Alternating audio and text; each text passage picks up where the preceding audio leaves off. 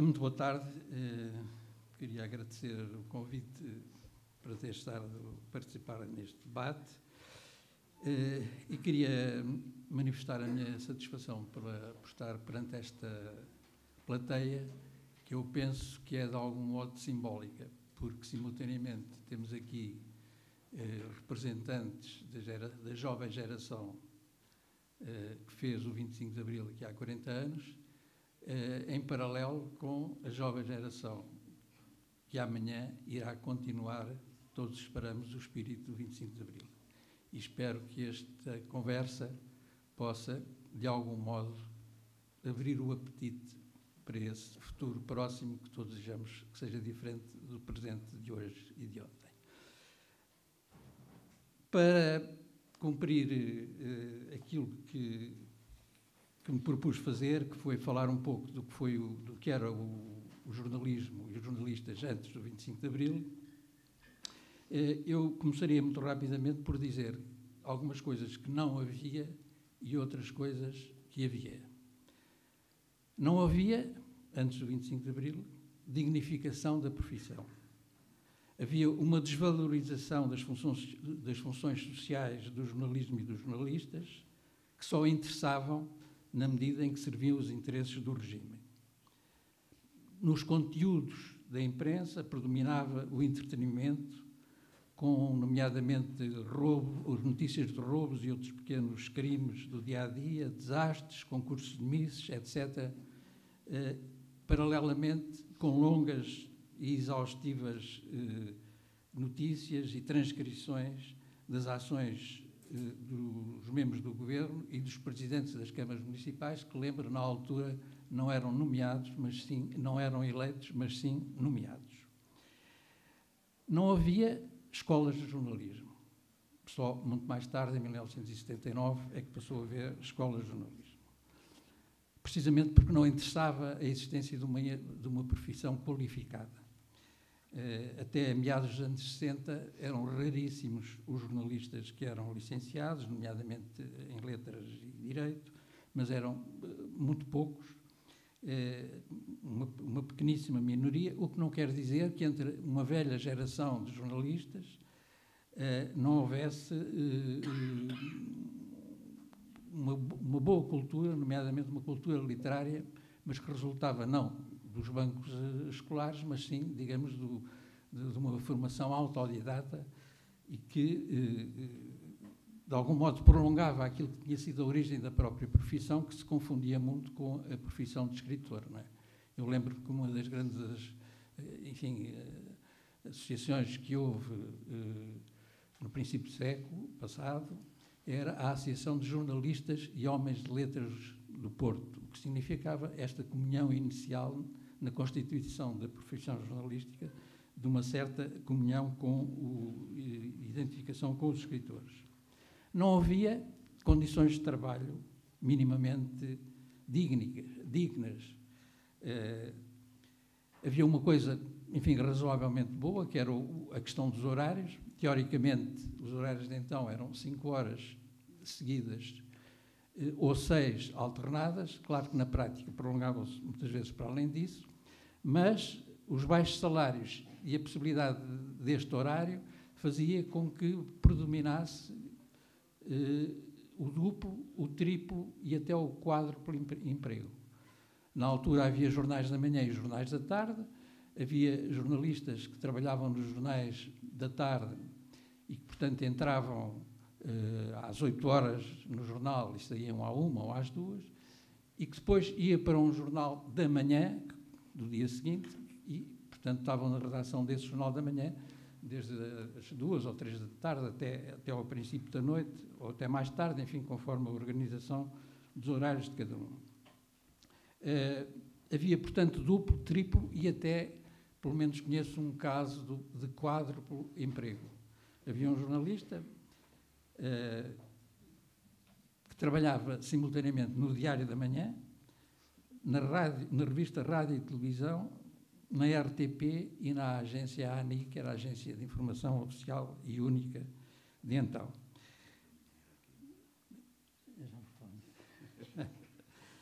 Não havia mulheres. como vocês sabem, hoje mais de metade dos jornalistas já são as jornalistas, portanto já são as mulheres. Na altura, eu posso dizer que até meados dos anos 60 era raríssimo os jornais onde havia uma mulher a trabalhar. Portanto, contavam-se pelos dedos das duas mãos, digamos assim, os jornalistas que haviam ainda nos anos 60, só depois no princípio dos anos 70 é que começa a haver alguma alteração. Não havia nada disto, mas havia uma coisa. Havia a censura. Como é que decorria o processo da censura? Primeiro, o jornalista, na redação, suponhamos que estamos aqui na sala de redação, escrevia a notícia, a entrevista, a reportagem, enfim, aquilo que tinha a fazer. Segundo passo, havia um tipógrafo, uma categoria de tipógrafos, que eram os linotipistas, que passavam o texto escrito pelo jornalista para letra de chumbo, já, digamos, em linhas, em colunas, de que eram tiradas várias provas. Várias cópias, digamos assim. Uma ia para a tipografia, outra ia para a chefia da redação, outra ia, eventualmente, para a direção do jornal e outra, fundamental neste caso, ia para a censura. Ora bem, as provas eram levadas para a censura por estafetas contínuos que faziam o papel de estafetas. E podiam vir da censura, passada esta terceira fase, que era o transporte de ida e volta das provas para a censura, havia uma quarta e final situação, que era a vinda das provas da censura ao jornal, havendo várias possibilidades. Ou as provas podiam ficar, portanto, os textos podiam ficar suspensos na censura, e isso poderia durar horas ou dias. Podiam vir limpas, sem cortes. Podiam vir totalmente cortadas, portanto, não se podia aproveitar nada.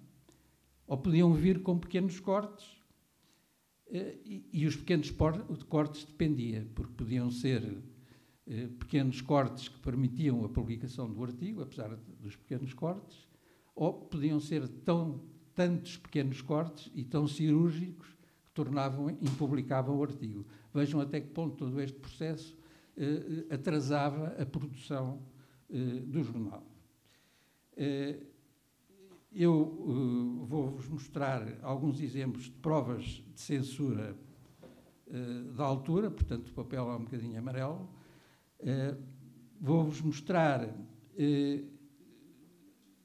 uma prova que tem o carimbo da censura, mas que não tem cortes nenhum, está limpa, portanto, neste caso está limpa. Vou-vos mostrar uma fotografia que acontecimentos na América do Sul, mas que tinham a ver com os protestos contra a política americana de exploração, digamos assim, nomeadamente no tempo da United Fruit e das bananas, etc. Uma fotografia que foi para a censura e cortada, totalmente cortada pelo lápis azul dos censores. Vou-vos mostrar uma prova de um texto. Como veem, os cortes, tal como estão, basta olhar para lá, significavam que o artigo não era aproveitado, quer dizer, por muito importante, por muito pouco importante aquilo que estivesse cortado, o facto é que estruturava completamente o texto, que não se podia utilizar. E vou-vos mostrar um exemplo de uma prova que vinha da censura no estado em que aqui está. Por sinal, era um texto do Almeida Garrett, que já tinha morrido há uns anitos, como sabem, e que tinha escrito um texto que, na altura, depois, em 1968, estou-vos a mostrar uma prova do Diário de Lisboa, não, da Seara Nova, onde se pretendeu publicar integralmente este texto do Almeida Garrett, extraído de um livro que ele tinha escrito sobre política, Portugal na Balança da Europa, e o texto do Almeida Garrett veio neste estado.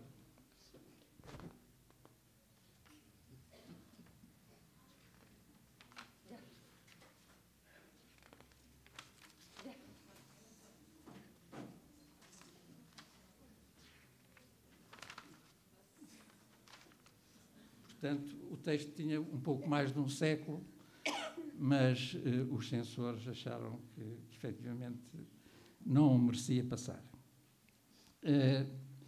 Ora bem, para perceber melhor esta mecânica que eu vos falei dos estafetas que iam levar e trazer as provas, e falando do caso de Lisboa, é preciso nós percebermos a geografia do terreno, de que é que estamos a falar. E nós estamos a falar do Bairro Alto, porque todos os principais, tirando o caso do Diário de Notícias, estou a falar dos anos 60, que foram aqueles que eu conheço melhor, porque investiguei, e também, talvez, principalmente, porque os vivi no jornal, no Diário Popular, que também era aqui no Bairro Alto. Mas, portanto, tirando o Diário de Notícias, e depois, em 72, portanto, 2 anos antes de 25 de Abril, o Expresso, que ficava ali na Duque de Palmela, o Diário de Notícias estava onde está agora, todos os outros jornais nacionais, de natureza nacional, ficavam aqui no Bairro Alto. Concretamente, aqui em frente, no número 125, não, no número 126, e estou a falar só aqui da Rua da Misericórdia, ficava o Jornal República. Em frente ao Jornal República, um bocadinho acima deste edifício, ficava o edifício da censura. Aqui neste edifício onde nós estamos, e isso também não deixa de ser simbólico, estava o Diário da Manhã, e depois renominado Época pelo Marcelo Caetano, que era o jornal oficial do governo, aqui neste edifício. Aqui assim, este edifício era ocupado por, o que também não deixa de ser simbólico, mais uma vez. Portanto, estava aqui tudo concentrado, e quando eu digo o Bairro Alto, é concretamente a Rua da Misericórdia, o Largo de Camões, a Rua do Século, a Travessa da Queimada, onde existia a Bola, que de todos estes jornais é o único que ainda está no mesmo sítio, todos os outros já desapareceram daqui. Aqui ficava a República, aqui em frente, aqui o Diário da Manhã, depois Época, aqui embaixo, junto quase ao Largo de Camões, ficava um edifício onde estava o jornal A Voz e a delegação do Jornal Notícias do Porto. Depois, na Rua do Século, estava o Século e a Capital. Na Rua Luxuriano, que fica aqui no meio, ficava o Diário Popular e o Diário de Lisboa. E, portanto, tudo o que era importante estava aqui em termos de jornais nacionais. A censura, como digo, funcionava aqui no número 125, sendo que o expediente, por uma questão de natureza pública, o expediente fazia-se pela porta das traseiras e não pela porta da Rua da Misericórdia. Era por aí que os estafetas, os contínuos, entravam para ir levar e trazer as provas de censura.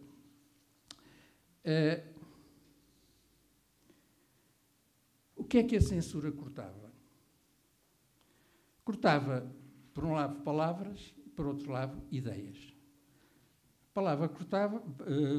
Cortava palavras como aborto, suicídio, homossexualidade, nudismo, violações, bairros de lata ou de barracas, greves, pessoas com fome, epidemias de tuberculose, cólera ou tifo, droga e drogados, palavras proibidas, e corrupção, sempre que se tratasse de pessoas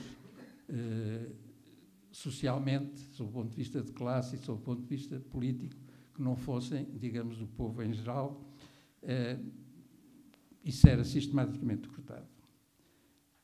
Cortava tudo o que desmentisse a imagem que o regime queria dar de um país onde tudo corria bem, sem contradições, com um povo feliz e contente. Tudo o que pusesse em causa a política do governo, não havia oposição, como o professor Irene disse há pouco, não havia partidos políticos, não havia Partido Comunista, não havia nada. Quer dizer, partidos políticos, efetivamente, não havia, a não ser a União Nacional. Mas não havia oposição, não existia, sabemos que não é assim.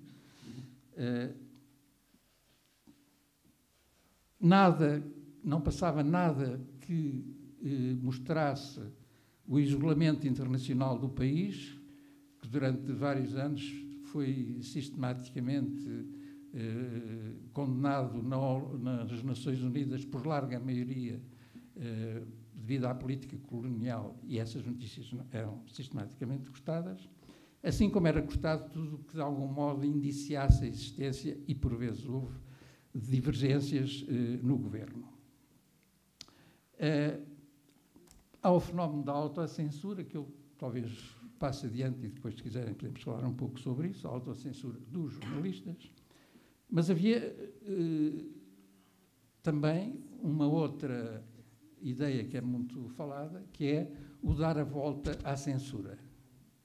E o que é o dar a volta à censura? Era o esforço que muitos jornalistas faziam no sentido de fazer conseguir passar coisas que, presumivelmente, a censura iria cortar. Evidentemente que é preciso ter a ideia, que às vezes, não ter a ideia que às vezes algumas pessoas têm, de que os jornalistas viviam todos obcecados por dar a volta à censura e evitar que a censura cortasse. Devo dizer que já havia um numeroso grupo, enfim, de jornalistas mais velhos que tinha desistido e se acomodava, digamos, à rotina diária da produção de jornal e, portanto, não contestava. Havia também jornalistas que estavam feitos, digamos assim, também na produção cotidiana das notícias e que não estavam, digamos, muito empenhados em dar a volta à censura, em tentar enganar a censura. E, por outro lado, também é preciso ter em conta um aspecto fundamental que é válido na altura e como continua a ser hoje. É que, sendo muito poucos, raríssimos, aqueles que estavam contra a censura, que eram favoráveis à censura, a verdade é que os jornalistas eram, e ainda são hoje, trabalhadores assalariados. E portanto, não dependia, como não depende hoje, da sua própria vontade individual e das suas próprias convicções e da ideia que tem sobre as coisas, aquilo que podem escrever enquanto jornalistas, enquanto noticiaristas, não estou a falar, evidentemente, de comentadores. E, portanto, havia aqueles que se sentiam um muro perante eles nas possibilidades de dar a volta à censura. Apesar de tudo, havia recurso, por exemplo, a eufemismos para tentar fazer passar algumas palavras. Por exemplo, em vez de escrever suicídio, escrevia-se acidente mortal ou acidente com arma de fogo. Pela notícia percebia-se o que era. Ou então caiu da Ponte Dom Luís, no Porto, a pessoa tal e tal e tal. Sabia-se que seria censura, suicídio. Não se falava em que viviam em barracas, falava-se de pessoas que viviam em casas de madeira, que tinham um outro tom, não é? Também não havia pobres, havia pessoas mais desfavorecidas. Depois havia outro tipo de estratagemas que tinham a ver também com, nomeadamente nos suplementos literários ou em revistas como a Vértice ou a Seara Nova.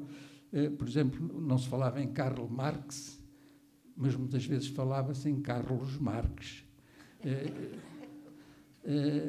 O Lenin aparecia como o Ulyanov, que ele também era, aliás, o Ulyanov. E depois utilizavam-se também, muitas vezes, textos de autores clássicos. Eu mostrei-vos há pouco aquilo do Almeida Garrett, mas, por exemplo, eu lembro-me também de uma carta do padre António Vieira a Dom João IV sobre a escravização dos índios no Brasil, que foi integralmente cortada. Foi, digamos, uma invenção, entre aspas, do Urbano Tavares Rodrigues no Diário de Lisboa, tentar passar... Resolveu que aquela carta os censores não iriam perceber e passava, não é? Sendo que era uma descrição do colonialismo, o que é que transposto, lido na carta do padre António Vieira. Evidentemente, dessa vez os censores não foram parvos e deixaram passar. Aliás, eles geralmente não eram parvos. Também esse mito de que os censores eram os ignorantes, etc., etc. Não é bem assim. Muitas vezes eles deixavam passar. Cortavam algumas coisas e até dependia até dos jornais. Em alguns jornais havia coisas que cortavam, noutros jornais já deixavam passar, porque depende da repercussão que o público desse jornal tinha em relação a estes factos. Já muito próximo do 25 de Abril, há um exemplo magnífico que eu não poderia deixar de citar aqui, e que já tinha a ver com a Revolução em Marcha. Todos se lembram, peço desculpa, alguns conhecerão uma coisa que foi a Revolta das Caldas, o falhanço do golpe das Caldas em 16 de março de 1974. O que é que aconteceu? Aconteceu que do quartel das Caldas Rainhas saiu um corpo militar disposto para vir a Lisboa fazer o 25 de Abril, por vários motivos que não vêm ao caso, não houve condições para isso, e as tropas foram interrompidas a meio de caminho, vinham do norte para o sul, foram interrompidas a meio de caminho. Isto foi a 16 de março, e então, no dia 18 de março, o meu camarada e amigo Eugênio Alves escreveu na República o seguinte comentário acerca de um jogo que tinha havido uns dias antes entre o Sporting e o Porto, em Lisboa, e em que o Sporting ganhou. Os muitos nortenhos que no fim de semana avançaram até Lisboa, sonhando com a vitória, acabaram por retirar, desiludidos com a derrota. O adversário da capital, mais bem organizado e apetrechado, sobretudo bem informado da sua estratégia, contando ainda com uma assistência fiel, fez abortar os intentos dos homens do Norte. Mas, parafraseando o que em tempo disse um astuto comandante, perdeu-se uma batalha, mas não se perdeu a guerra. Portanto, como é evidente, isto era demasiadamente claro para quase toda a gente perceber, mas também é preciso ter em conta que estes artifícios para passar coisas na censura não eram, digamos que, não chegavam a muita gente. Não nos podemos esquecer que nos anos 60, em Portugal, quando chegámos ao 25 de Abril, mais de metade da população ou era analfabeta ou entrava no capítulo da iliteracia. E, portanto, ou não liam jornais, ou muitas vezes liam, mas estas subtilezas podiam não chegar a todo lado e, efetivamente, não chegavam. Mas davam força a quem percebia e era um estímulo e era um incentivo para a luta que, brevemente, neste caso, se viria a concretizar. Uma brevíssima alusão ao marcelismo, portanto, ao tempo de Marcelo Caetano, que por vezes é apresentado como a tal primavera. Entre Salazar e Caetano havia, relativamente à imprensa e à maneira como se vê a imprensa, duas formas que se podem sintetizar no seguinte. Salazar via a imprensa como uma forma de propaganda. O Marcelo via a imprensa, no tempo do Marcelo já não a imprensa, mas também a comunicação social, visto que já havia, além da rádio, também já havia a televisão, a tentativa de aproveitamento para a formação de uma opinião pública favorável ao governo. E até, pessoalmente, ele inventou um programa de televisão chamado Conversas em Família, em que ele próprio vinha, digamos, conversar, entre aspas, com os telespectadores, coisa que, evidentemente, nunca passaria pela cabeça de Salazar. O símbolo do marcelismo foi a mudança dos nomes e a manutenção das realidades. O Estado Novo passou a chamar-se Estado Social, a PIDE passou a chamar-se Direção-Geral de Segurança, a União Nacional passou a chamar-se Ação Nacional Popular, e no campo da imprensa, que é aquele que aqui mais nos interessa, os carimbos, estes carimbos que a censura punha nas provas,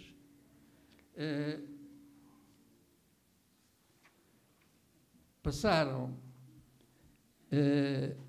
A própria Comissão de Censura deixou de chamar Comissão de Censura para se chamar Exame Prévio, Comissão de Exame Prévio. Os carimbos, o cortado, passou a ser proibido, uma coisa mais doce, não é?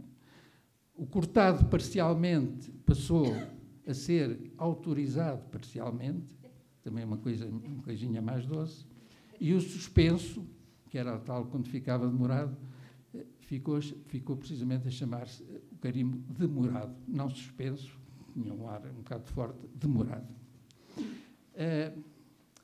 Uma nota final só acerca do significado da censura, para dizer que a censura era um elemento indissociável, estrutural e estruturante do regime e da sua essência repressiva. Fazia parte dos pilares do regime, tal como a PIDE e tal como o Exército. Ela tinha um duplo significado, que era, ao interditar tudo o que desmentia e contrariava o governo, transformava as pretensas verdades do regime na verdade única. Simultaneamente, ao esconder da opinião pública as outras formas de repressão, a PIDE, falou o professor Irene, sobre o povo, as formas de repressão sobre o povo, mantinha o povo na ignorância do muito do que se passava no seu próprio país. Portanto, a censura não era só a censura, era o que a censura provocava. E isto fez com que os efeitos da censura se prolongassem até aos nossos dias. Neste sentido, o desconhecimento do que realmente era a realidade do país levou a que muitos adultos, antes do 25 de Abril, ou influenciados por esses adultos antes do 25 de Abril, afirmem, por exemplo, que antes do 25 de Abril não havia nada disto. E o disto é, digamos, aquela sociedade em que nós vivemos, com todo, digamos, as coisas negativas que nós vemos na sociedade. 25 de Abril não havia nada disto. Como se muito disto que hoje vemos e vivemos fosse uma consequência de Abril e não, como realmente é, um retrocesso e uma desforra contra o que verdadeiramente Abril foi, e que tudo faremos, espero, para que continue a ser. Obrigado.